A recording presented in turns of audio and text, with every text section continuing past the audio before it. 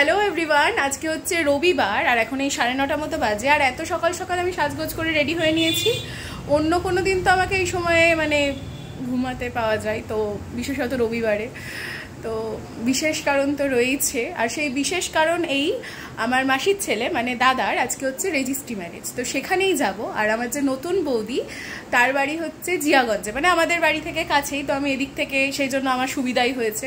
তো ওদিক থেকে মাসিরা আসছে, ওই মাসিরা যে ট্রেনে আসছে ওদের সাথে সেই ট্রেনেই উঠবো। মায়ের যাওয়ার কথা ছিল কিন্তু মা যাবে না, যেতে পারবে না। তো আমি একাই যাব এখান থেকে। তো চলো, সেই জন্যই আর কি সেজেগুজে রেডি হয়ে নিয়েছি। স্টেশনে তো কোনো রকম পৌঁছেছি। আমি তো ভেবেছিলাম ট্রেনটা হয়তো আমি ধরতেই পারবো না।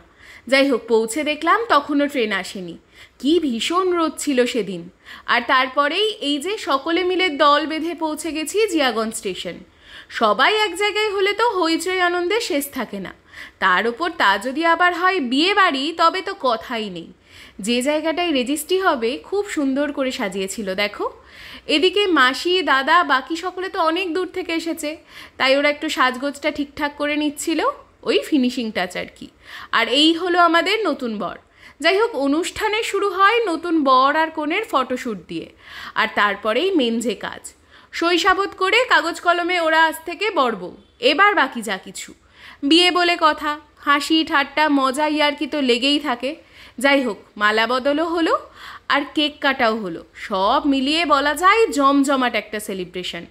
এরপর তো সকলে খেতে বসে গিয়েছিল, কারণ খাওয়া দাওয়ার শেষেই সেদিনই আবার সকলে ফেরার পালা। আমি তো বহরমপুরেই নেমে গিয়েছিলাম, আর বাকি সবাই চলে গিয়েছিল তাদের বাড়ি।